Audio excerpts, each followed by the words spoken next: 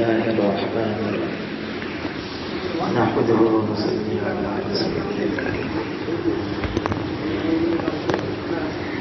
حضور صلی اللہ علیہ وسلم کی تعلیمات میں ایک تعلیم یہ بھی ہے کہ ایمان والا جھوٹ نہیں بولتا ہے۔ حضور صلی اللہ علیہ وسلم نے ایسا معاشرہ قائم کیا تھا جس میں کوئی جھوٹ نہیں بولتا تھا، اور یہاں تک فرما دیا کہ مذاق میں بھی جھوٹ بولنا چھوڑ دو۔ حضور صلی اللہ علیہ وسلم فرماتے ہیں اس کا مفہوم ہے جب یہ جھوٹ بولتا ہے تو اس کے جھوٹ کی بدبو اتنی دور تک جاتی ہے کہ رحمت کا فرشتہ 1 میل دور تک چلا جاتا ہے۔ حضور صلی اللہ علیہ وسلم کا لقب نبوت سے پہلے صادق تھا، امین تھا، یہ سچے ہیں اور امانت دار ہیں۔ سچائی یہ ایمان میں سے ہے، اور ایمان والا یہ جھوٹ بھی نہیں بولتا، یہ دھوکہ بھی نہیں دیتا۔ فرمایا جس کا مفہوم ہے جو دھوکہ دے وہ ہم میں سے نہیں ہے۔ بعض اوقات دل لگی کے لیے آدمی کچھ بول لیتا ہے، لیکن وہ ایسے الفاظ ہوتے ہیں جھوٹ نہیں ہوتے۔ حضور صلی اللہ علیہ وسلم کے پاس ایک صاحب آئے، عرض کیا اللہ کے رسول مجھے سواری کے لیے اونٹ چاہیے۔ حضور صلی اللہ علیہ وسلم نے فرمایا میں تمہیں اونٹنی کا بچہ دوں گا۔ دل لگی کی تو اس نے یوں عرض کیا اللہ کے رسول مجھے سواری کے لیے چاہیے، اونٹنی کے بچے کو کیا کروں گا؟ فرمایا جس کا مفہوم ہے کہ جو میں اونٹ تم کو دوں گا وہ بھی تو اونٹنی کا بچہ ہی ہوگا، اونٹنی نے جنا ہوگا، بڑا ہو گیا۔ ایک بوڑھی عورت آئی حضور صلی اللہ علیہ وسلم کی خدمت میں، عرض کیا میں جنت میں جا سکتی ہوں؟ فرمایا نہیں، بوڑھی عورت جنت میں نہیں جائے گی، پریشان ہو گئی۔ تو حضور نے فرمایا کہ ہاں تم جوان بن کے جنت میں جاؤ گی، تم جوان بن کے جنت میں جاؤ گی۔ حضور صلی اللہ علیہ وسلم ابو بکر رضی اللہ عنہ کے ساتھ ہجرت کا سفر ہے، تو مشرکین مکہ نے انعام رکھا جو حضور صلی اللہ علیہ وسلم کو گرفتار کر لے 100 اونٹ انعام، اور اس زمانے میں 100 اونٹ ابھی 1 اونٹ اور پھر 100 اونٹ لاکھوں روپے کے۔ اس لالچ نے اس کو مجبور کیا اور یہ پیچھا کرتے کرتے کرتے اس نے پیچھا کر لیا، تلاش کر لیا، لیکن یہ ابو بکر رضی اللہ عنہ کو جانتا تھا، پہچانتا تھا، یہ حضور صلی اللہ علیہ وسلم کو نہیں پہچانتا تھا۔ تو اس نے ابو بکر سے پوچھا یہ کون ہے؟ تو ابو بکر رضی اللہ عنہ نے فرمایا یہ میرا رہبر ہے، مجھے راستہ بتانے والا ہے، کوئی جھوٹ نہیں اس میں۔ ابو قحافہ ابو بکر رضی اللہ عنہ کے والد تھے، نابینا تھے۔ ابو بکر رضی اللہ عنہ چلے گئے حضور صلی اللہ علیہ وسلم کے ساتھ ہجرت میں، تو اسماء بنت ابو بکر دادا ان سے کہنے لگے تمہارا ابا نے اچھا نہیں کیا، سب کچھ لے کے چلے گئے۔ تو اسماء بنت ابی بکر نے باہر گئیں، گول گول پتھر لے کر آئے، تلاش کیے، ان کو جمع کیا، ان پر چادر رکھ دیے، اور اپنے نابینا دادا کا ہاتھ کہا نہیں دادا جان ابا چھوڑ کر گئے ہیں، اور ہاتھ پھیرایا، تسلی ہو گئی یہ بھی جھوٹ میں نہیں آتا، یہ بھی تسلی کے لیے۔ پھر 2 صحابی تھے، جوان تھے، لڑکے تھے، چھوٹے تھے۔ بدر کے موقع پر ایک نے آ کے عرض کیا مجھے اجازت دی جائے۔ حضور نے فرمایا بھی تمہاری عمر چھوٹی ہے۔ تو عرض کیا اللہ کے رسول میں تو بہت بہادر ہوں اور میں لوگوں کو پچھاڑ دیتا ہوں، اور اس طرح سے اس نے تو حضور نے اس کو اجازت دے دی۔ ان کا ایک دوست تھا، ان کے ہم عمر تھا، اس نے آ کے اس سے کہا دیکھو تمہیں تو اجازت مل گئی۔ ایسا کرتے ہیں، میں حضور کی خدمت میں آ کے یوں کہوں گا کہ اللہ کے رسول آپ نے اس کو تو اجازت دے دی، حالانکہ میں اسے زیادہ پہلوان ہوں، زیادہ طاقتور ہوں۔ پھر حضور سے کہیں گے ہماری کشتی کروا دوں، حضور کشتی کروائیں گے ہماری، تو میں تم کو گرا دوں گا، تم جھوٹ موٹ گر جانا۔ تمہیں تو اجازت مل گئی، مجھے بھی اجازت مل جائے گی۔ چنانچہ ایسا ہی کیا، اور ان کی آپس میں کشتی ہوئی۔ جن کو پہلے اجازت مل گئی تھی وہ گر گئے، جن کو اجازت نہیں ملی تھی ان کے اوپر چڑھ گئے، ان کو بھی اجازت مل گئی ہے۔ دین کے معاملے میں ایک دوسرے سے آگے بڑھنے کے لیے ہیلا بہانہ کرنا۔ یوسف علیہ السلام جب ان کے بھائی آ گئے غلہ لینے کے لیے آ گئے، تو یوسف علیہ السلام نے اپنے بھائیوں کو پہچان لیا۔ پھر جو ان کا جو سگا بھائی تھا بنیامین، اس کو الگ لے کر اس سے ایک ترتیب بنائی کہ میں تم کو روک لوں گا، اس انداز سے روک لوں گا۔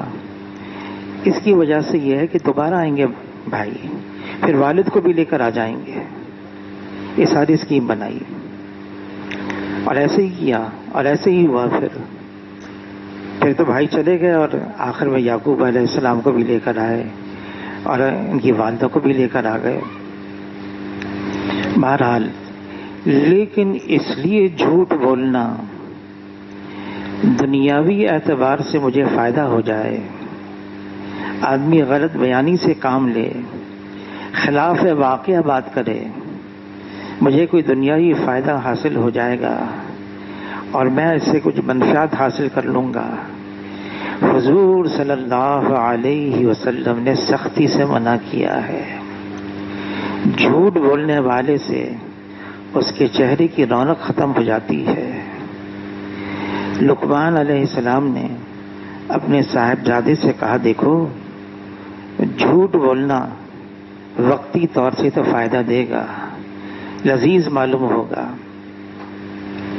میں ایک ایسے صاحب کا حال جانتا ہوں کہ اندرون سندھ کے اندر میڈیکل کالج میں اس کا داخلہ تھا۔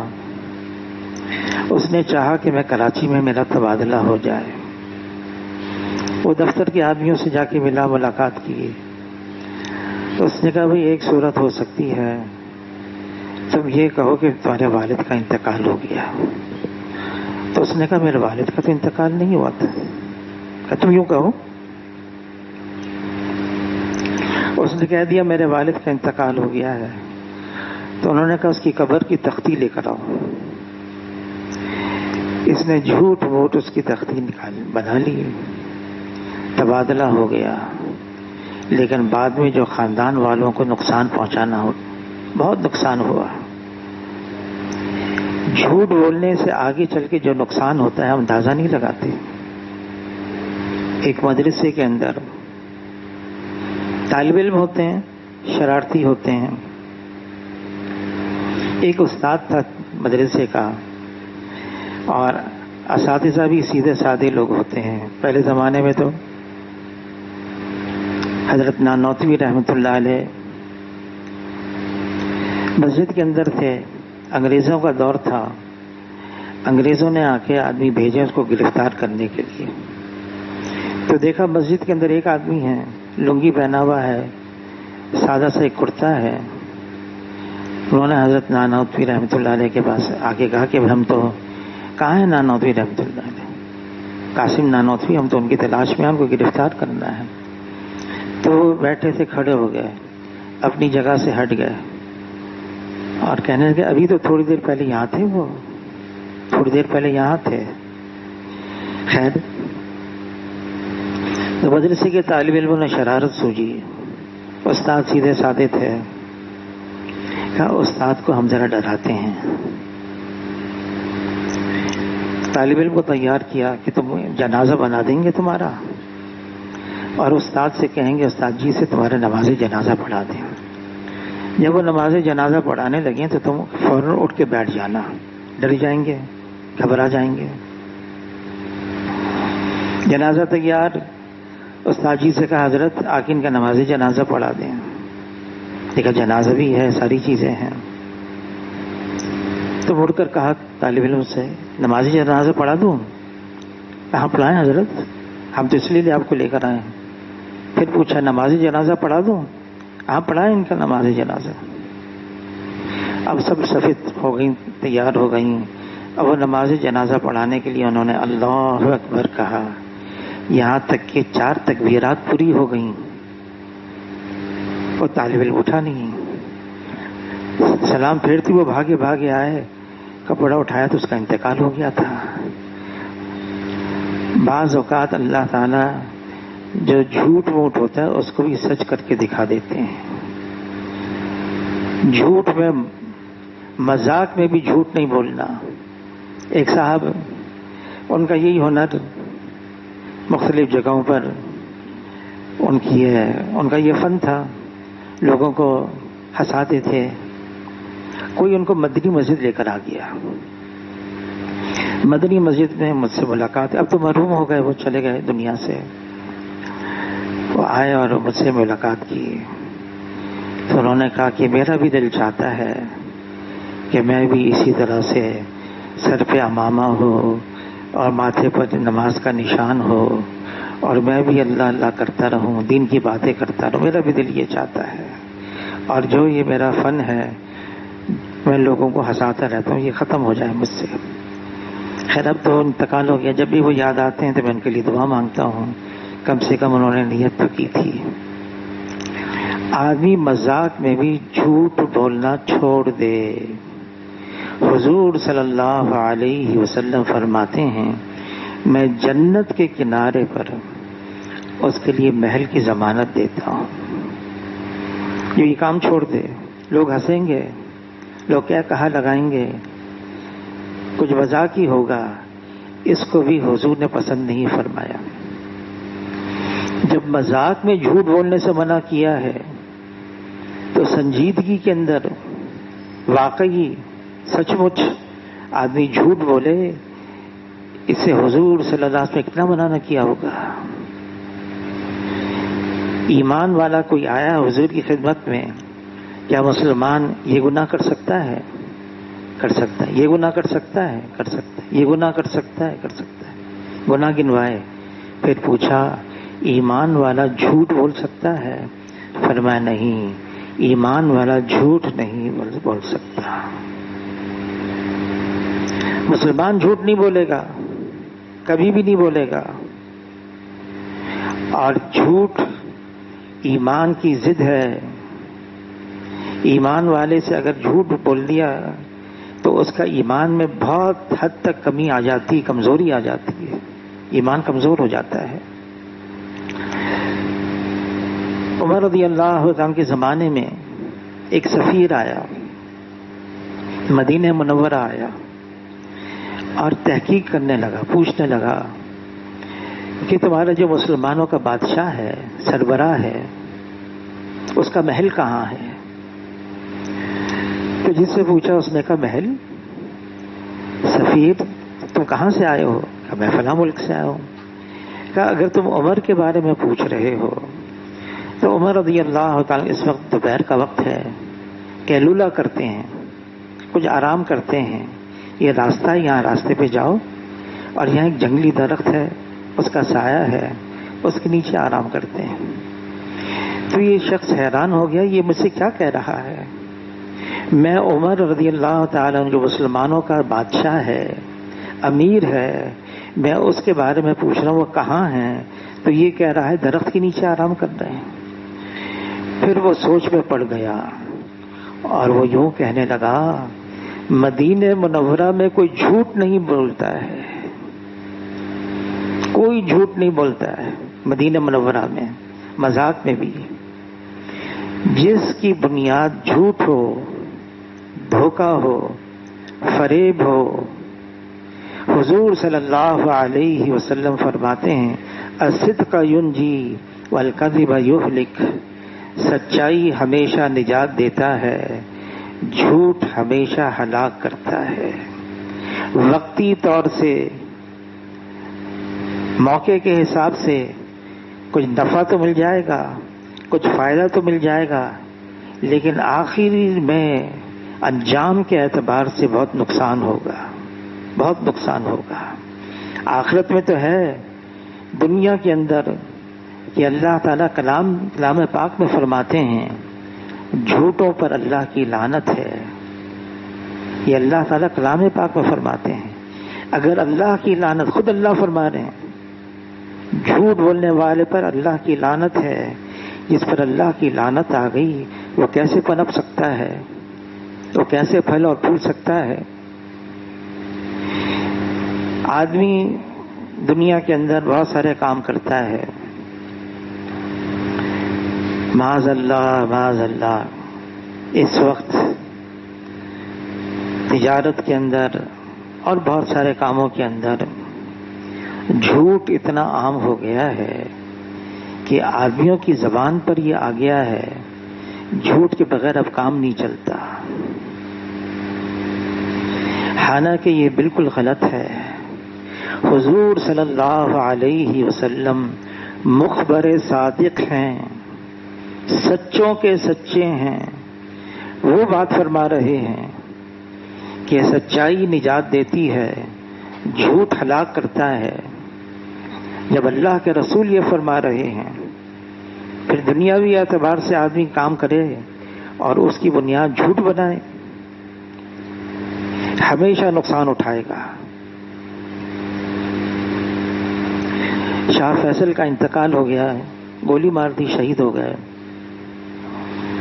ایک ہی جہاز کے اندر بھٹو صاحب بھی جا رہے تھے، مفتی محمود صاحب بھی جا رہے تھے، تعزیت کے لیے جا رہے تھے، سعودی عرب جا رہے تھے پاکستان سے۔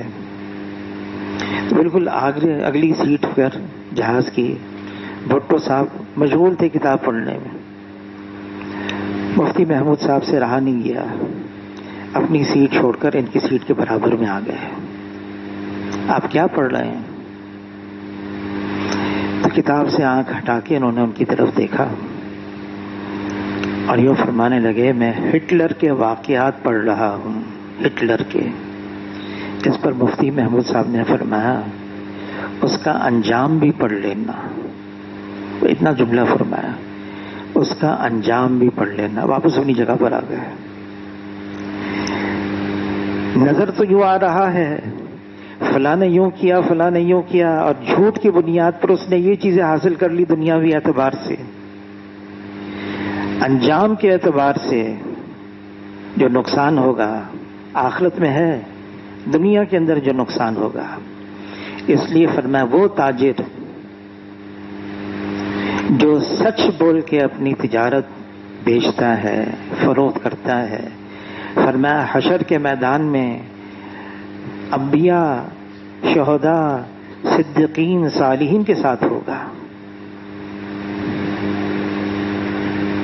حضور صلی اللہ علیہ وسلم نے فرمایا جس کا مفہوم ہے، کوئی تاجر ہے، تجارت کر رہا ہے، سودا بیچ رہا ہے، اس نے جو سودا بیچ رہا ہے اس میں اگر کوئی نقص ہے، وہ نقص بتا کر بیچا، نقص بتا کر بیچا، تو اس کا صرف یہ کہنا کہ اس میں یہ نقص ہے، تمہیں چاہیے لے لو، نہیں چاہیے تو رکھ دو، صرف اتنا کہا۔ حضور صلی اللہ علیہ وسلم فرماتے اس کا مفہوم ہے میں جنت کی ضمانت دیتا ہوں۔ ایک صحابی وہ جو کچھ کرتے تھے وہ تو اللہ کے لیے کرتے تھے، دکان کھول لی، دکان بہت اچھی چلنے لگی، دیانتدار تھا، امانت دار تھا، بہت اچھی دکان چلنے لگی۔ ایک دن اچانک اس نے دکان بند کر لی، اس کے پاس آ گئے، بھائی تو یوں دکان بند کی، تمہیں تو فائدہ تھا، ہمیں بھی فائدہ تھا۔ اس نے کہا بس میں نے جس کام کے لیے کیا یہ دکان چلائی تھی وہ ہو گیا۔ حضور صلی اللہ علیہ وسلم کے پاس آ کے شکایت کی کہ اللہ کے رسول، اس کی دکان سے ہمیں فائدہ تھا، اس کو بھی فائدہ تھا، دکان چل رہی تھی اس کی، کیوں بند کر دی؟ ہم اس کے پاس جاتے کہتے بس۔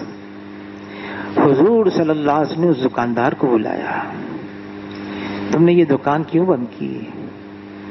اے اللہ کے رسول، میں نے آپ سے یہ سنا کہ جو اپنا سودا اس طرح سے بیچے کہ اگر اس میں کوئی نقص ہے تو بتا دے، اس میں یہ نقص ہے، چاہے وہ خریدے یا نہ خریدے۔ تو آپ نے فرمایا میں اللہ کا نبی ہوں، میں ضمانت دیتا ہوں جنت کی، میں نے صرف اس کے لیے دکان کھولی تھی، اتنے عرصے سے کوئی ایسا دکان، کوئی گاہک نہیں آیا میری دکان پر، اب آ گیا، اب آ گیا، تو میں نے کہا یہ نقص ہے۔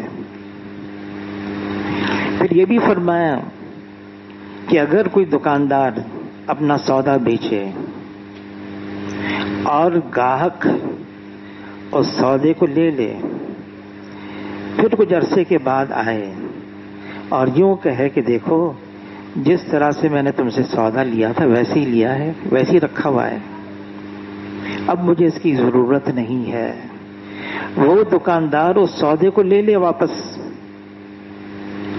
اس کے لیے بھی فرمایا میں جنت کی ضمانت دیتا ہوں۔ ایک ایسا بھی واقعہ ہوا، اس نے دکان کھولی اور آ گیا گاہک اور ساتھ سودا لے کر گیا، کچھ وقفے کے بعد اس نے سودا واپس کر دیا کہ اب مجھے ضرورت نہیں، میں اس نے واپس لے لیا، واپس لے لیا۔ اس نے بھی دکان بند کر دی، اس سے بھی پوچھا، اس نے کہا میں نے اس کے لیے دکان کھولی تھی۔ سچائی، امانت داری، یہ ایمان کی علامت ہے، یہ ایمان کی نشانی ہے۔ حضور صلی اللہ علیہ وسلم نے صحابہ اکرام کو ایسا بنایا تھا، ایسا بنایا تھا، سچا بنایا تھا۔ غلطی ہو گئی، گناہ ہو گیا، حضور کی خدمت میں آئے، جوان صحابی ہیں، مجھ سے گناہ ہو گیا، حضور نے فرمایا نہیں، تم نے اس کو ہاتھ لگایا، کہ نہیں اللہ کے رسول گناہ ہو گیا، تم نے اس کے قریب پہنچ گئے، کہ نہیں، بوسہ دیا نہیں۔ حضور صلی اللہ علیہ وسلم نے کئی مواقع دیے اس کو، بول سکتا تھا لیکن اس نے سچ بولا۔ پھر حضور نے یہی فرمایا تم کو معلوم ہے اس کا انجام کیا ہے، اس کی سزا کیا ہے؟ کہ اے اللہ کے رسول میں چاہتا ہوں اللہ مجھے دنیا میں ہی نمٹا دے، آخرت میں اس کے لیے کوئی سزا نہ ہو۔ سنسار کر دیا گیا۔ جب سنسار ہو گیا، قبر بن گئی جنت البقیع کے کنارے، ایک موقع پر حضور صلی اللہ علیہ وسلم وہاں سے گزرے، دو صحابی آپس میں گفتگو کرنے لگے، یہ وہی ہے، کتنی بری موت مرا۔ حضور خاموش ہو گئے، آگے گئے، جنگل تھا، مرا ہوا گدھا، ہوا پیٹ میں بھر گئی، دو ٹانگیں اوپر ہو گئیں، ان کو بلایا، وہ دو صحابی کو ادھر ان کو بلاؤ، فرمائے اس مرے ہوئے گدھے کا گوشت کھاؤ۔ اے اللہ کے رسول کیا غلطی ہوئی؟ کہ تم نے ایسے کے بارے میں یوں کہا، ایسی بری موت مرا؟ فرمایا قسم ہے اس ذات کی جس کے قبضے میں محمد صلی اللہ علیہ وسلم کی جان ہے، میں معاذ اسلمی کو جنت کی نہر میں غوطہ کھاتے ہوئے دیکھ رہا ہوں، جنت میں پہنچ گیا۔ سچائی ہمیشہ نجات دیتی ہے۔ آدمی عزم کر لے، طے کر لے، نیت کر لے، کچھ ہو جائے، میں سچائی سے نہیں ہٹوں گا، میں سچ ہی بولوں گا۔ جب آدمی اس پر عزم کر لیتا پھر اللہ اس کی مدد بھی کرتے ہیں۔ اگر ظاہری شکل میں کوئی نقصان بھی آ رہا ہے، کوئی تکلیف بھی پہنچ رہی ہے ظاہری شکل میں، اللہ تعالیٰ اس نقصان کو بھی دور کر دیتے ہیں اور اللہ تعالیٰ اس تکلیف کو بھی دور فرما دیتے ہیں، اس کی مدد کرتے ہیں۔ سچائی کے لیے. آج کیا وجہ ہے کہ جو ہم سے کہا گیا ہے کرنے کو ہم سے نہیں ہو رہا؟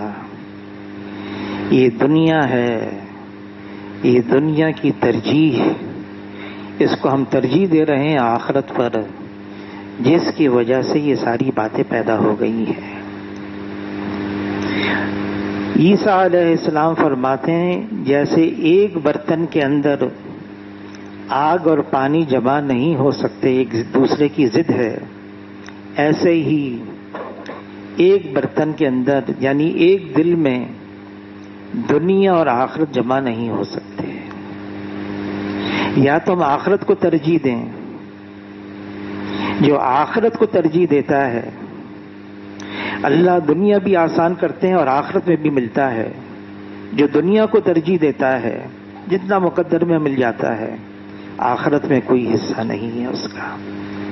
حضور صلی اللہ علیہ وسلم فرماتے ہیں الدنیا خلقت لکم، اس دنیا کو بنایا ہے تمہارے لیے، سارا نظام ہمارے لیے، سب کچھ دنیا کے اندر. لیکن آگے فرمائے وَإِنَّكُمْ خُلِقْتُمْ لِلْآخِرَةِ، تمہیں اللہ نے آخرت کے لیے بنایا ہے. ہمیں دونوں میں سے ایک اختیار کرنا ہوگا، یا دنیا یا آخرت. یا تو دنیا کو اختیار کر لیں، اس کے لیے پھر جھوٹ بھی، پھر اس کے لیے دھوکہ بھی، پھر اس کے لیے فریب بھی، پھر اس کے لیے دوسرے کو نیچے دکھانا بھی، اپنے آپ کو غالب کرنا بھی، یہ ساری چیزیں آئیں گی اس میں. اور جس نے آخرت کو ترجیح دی وہ اپنے نفسانی خواہشات کو پورا نہیں کرے گا. مجھے اللہ کے یہاں جواب دینا ہے، حساب دینا ہے. من خاف مقام ربہ ونہى النفس عن الہوى، جس کو اس کا خوف ہوگا مجھے اللہ کی یہاں حاضری دینی، جواب دینا ہے، وہی ہے جو اپنے نفس کو قابو کرے گا، نفسانی تقاضوں کو. جو جی میں آ رہا ہے، فائدہ نظر آ رہا ہے، اس کو دبائے گا نہیں، وہ اپنے آپ کو دبائے گا، قابو کرے گا، بے قابو نہیں ہوگا. آخرت اس کو اپنے اوپر اتنا حاوی کر دیں، آخرت کا اتنا استحضار رہے، کیسے استحضار ہوگا؟ آدمی موت کو یاد رکھے. حضور صلی اللہ علیہ وسلم فرماتے ہیں دیکھو میں اپنے پیچھے 2 واعظ نصیحت کرنے والے چھوڑ کر جا رہا ہوں. ایک بولنے والا ہے، ایک خاموش ہے. بولنے والا کلام پاک ہے، خاموش موت کی یاد ہے. عمر بن عبد العزیز رحمۃ اللہ علیہ خلیفہ وقت ہیں. ان کا معمول یہ تھا روز رات کو علماء صلحاء ان کو بلاتے، ایک مجلس لگتی اور ان سے کہتے موت کے تذکرے کرو، موت کے تذکرے، سونے سے پہلے موت کے تذکرے.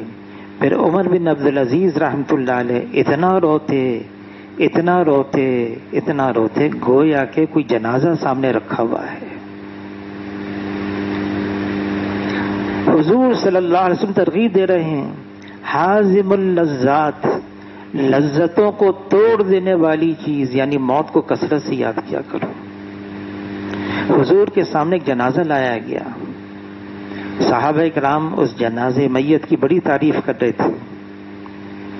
یہ بڑا صلحاء میں سے تھا، نیک تھا، متقی تھا، عبادت گزار تھا، خوب تعریفیں کر رہے ہیں. حضور صلی اللہ علیہ وسلم خاموشی سے سن رہے ہیں. جب وہ خاموش ہو گئے تو حضور نے پوچھا یہ بتاؤ موت کو کتنا یاد کیا کرتا تھا؟ اس پر صحابہ کرام خاموش. اس پر فرمایا جس کا مفہوم ہے پھر یہ اس درجے کو نہیں پہنچیں گے جس درجے کو تم اس کو سمجھ رہے ہو. تصوف کے اندر ایک مراقبہ ہوتا ہے، مراقبہ موت، اور اس کے اندر آدمی سوچتا ہے میں مر گیا، موت آ گئی، میں قبر میں پہنچ گیا، منکر نکیر آ گئے. یہ ہر ایک کو مراقبہ نہیں کرنا چاہیے. حضرت شیخ الحدیث مولانا زکریا صاحب رحمۃ اللہ نے لکھا ہے ہماری اس وقت حالت تو ایسی ہو گئی ہے, اتنا دور ہو گئے ہیں اور ہمارے ایمان کی کمزوری اتنی ہو گئی ہے, ایسا نہ ہو کچھ اور دماغ میں خشکی چڑھ جائے. ایک صاحب کو بڑا شوق ہو گیا میں مراقبہ موت کروں. استاد تھے یا مدرسے میں, تو اپنی شیخ سے لے لیا انہوں نے. کچھ دنوں کے بعد میرے پاس آئے, میری تو نیند اڑ گئی ہے, نیند بھی نہیں آتی ہے, میرا اتنا وزن کم ہو گیا ہے, بھوک بھی ختم ہو گئی ہے, کیا ہوا؟ میں نے یہ مراقبہ موت شروع کر دیا. تو کیوں شروع کیا؟ شوق تھا. ہم اتنا کریں جتنا ہماری اندر استعداد ہو, جتنی اللہ تعالی نے ہمارے اندر قوت رکھی ہوئی ہے اتنا ہی کرنا ہے. زیادہ کریں گے اس وقت ہمارے حالات اور ہیں. شیخ الحدیث مولانا زکریا صاحب رحمۃ اللہ نے لکھا ہے کہ حضور صلی اللہ علیہ وسلم کی کچھ ایسی سنتیں ہیں, جیسے فاقہ کرنا ہے, فاقہ کرنا سنت ہے. پھر حضور صلی اللہ علیہ وسلم رات بھر اللہ کے سامنے قیام کرتے تھے, پاؤں میں ورم آ جاتے تھے, یہ بھی سنت ہے. فرمائے ایسی سنتیں ہم اس کا مطالعہ ضرور کریں, اس کے بارے میں پڑھیں, نیت بھی کر لیں, لیکن اس وقت ہماری قوہ کمزور ہو گئے ہیں, ہم اس کو کر نہیں پائیں گے. کتنے ایسے ہیں دماغ میں خشکی چڑھ گئی, اب نفسیاتی گولیاں کھا رہے ہیں, بہت کچھ ہو گیا ان کے ساتھ. اس لیے ہم اتنا کریں کہ ہم چلتے رہیں. اللہ کو وہ عمل پسند ہے مختصر ہو لیکن روز کا ہو. جتنا ہم روز کر سکتے ہیں, اہتمام کے ساتھ کر سکتے ہیں, آسانی کے ساتھ کر سکتے ہیں, اتنا کرتے رہیں. ہاں اللہ سے دعا ضرور مانگنی چاہیے, اے اللہ مجھے ایسا بنا دے, ہر اعتبار سے مجھے ایسا بنا دے کہ آپ مجھے پسند کرنے لگیں. حاجی صاحب, حاجی عبد الوہاب صاحب, ان کی خدمت میں گیا, کیا کریں حالات ایسے بن گئے ہیں, یوں ہو گیا یوں ہو گیا. حاجی صاحب فرمانے لگے اللہ سے دعا مانگو, اے اللہ جو آپ کی چاہت ہے اس کے مطابق مجھے کرنے کی توفیق عطا فرما دے. اتنا دعا مانگو, جو آپ کی چاہت ہے اس کے مطابق مجھے کرنے کی توفیق عطا فرما. لیکن سچائی ایسی چیز ہے, سچ بولنا, اس کی تو ہم عزم کر لیں, پکا ارادہ کر لیں, ہم زندگی میں جھوٹ نہیں بولیں گے. ایک یہاں بزرگ گزرے مولانا یوسف بنوری صاحب رحمۃ اللہ علیہ, ان کے مدرسے میں طلباء کی طرف سے کچھ مسئلہ کھڑا ہو گیا, اسٹرائک ہو گئی. تو جنوبی افریقہ کا ایک حصہ تھا, عمارت تھی جس میں وہ جنوبی افریقہ کے احباب رہتے تھے اور ایک پاکستان کے احباب رہتے تھے. جو جنوبی افریقہ کا جو حصہ تھا, بلڈنگ تھی, اس کے جو محتمم بنائے تھے, انہوں نے ناظم بنائے تھے, وہ اسماعیل بھامجی صاحب تھے, اور جو پاکستان کا حصہ تھا وہ تھے میر احمد لغاری صاحب تھے.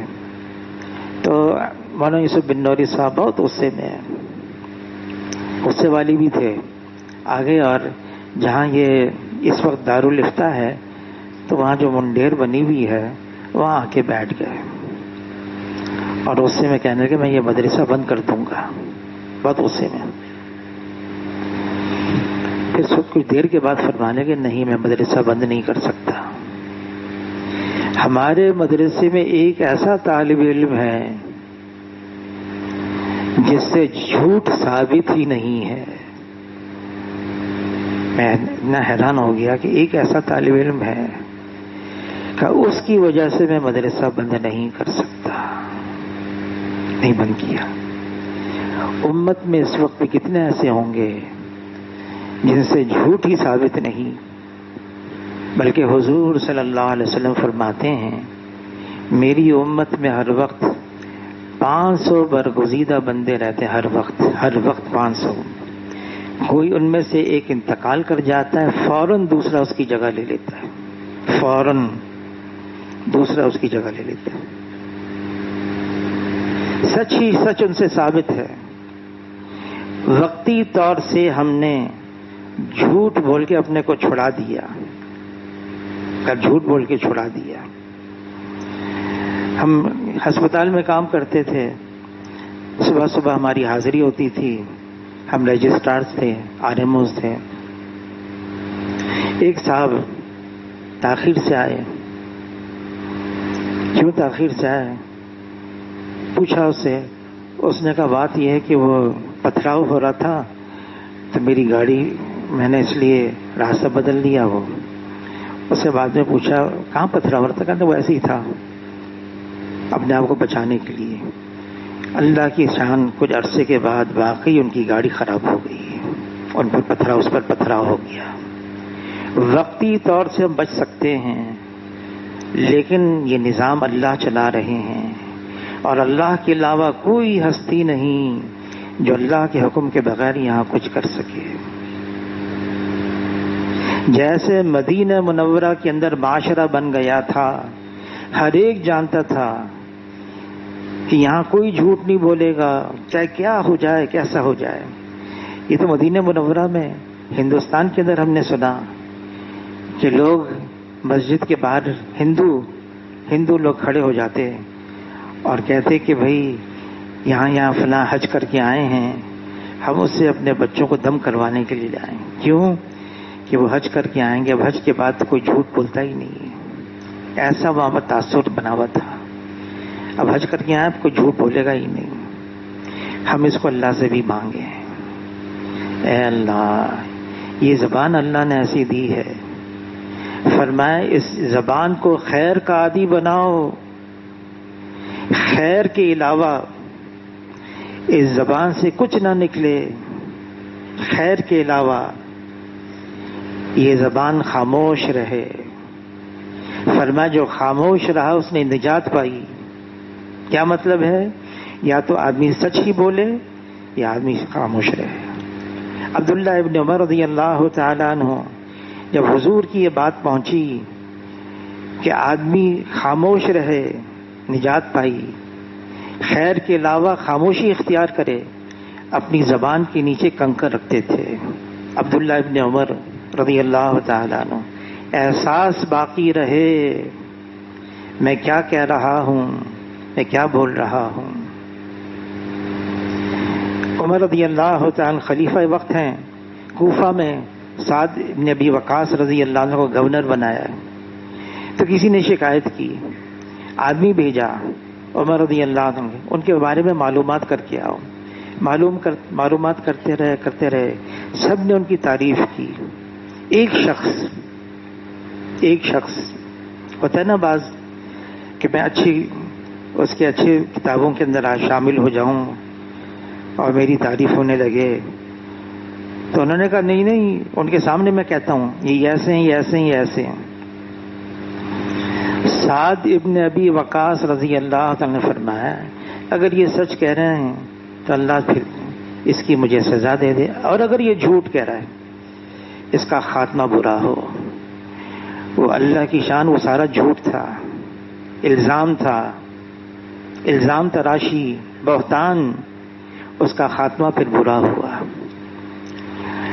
آدمی بعض اوقات کسی کو نیچا دکھانے کے لیے، اس کو بتانے کے لیے کہ دیکھو مجھے اس کی خامی معلوم ہے، اگر کسی کی خامی معلوم بھی ہے، برائی بھی معلوم ہے، حضور کی تعلیمات میں یہ بات ہے، اس کو چھپاؤ، اس کا اعلان مت کرو، اس کی تشہیر مت کرو۔ فرمایا جو پردہ پوشی کرتا ہے تو اللہ بھی اس کی گناہوں کی پردہ پوشی کرتے ہیں۔ جو پردہ دری کرتا ہے، عیب کھولتا ہے، تو حضور صلی اللہ علیہ وسلم فرماتے ہیں اللہ اس کو گھر بیٹھے اس کی رسوائی کر دیتے ہیں، پتہ بھی نہیں چلتا ہے، گھر بیٹھے رسوائی۔ اس لیے اگر کسی کی خامی بھی معلوم ہے خاموش رہے آدمی۔ فرمایا یہ آنکھیں نظریں اپنے عیب کے لیے کھلی رہیں، اوروں کے عیوب پر آدمی اندھا ہو جائے، اوروں کے عیوب، یہ آنکھیں خیر کے علاوہ ہر چیز کے لیے بند ہو جائیں۔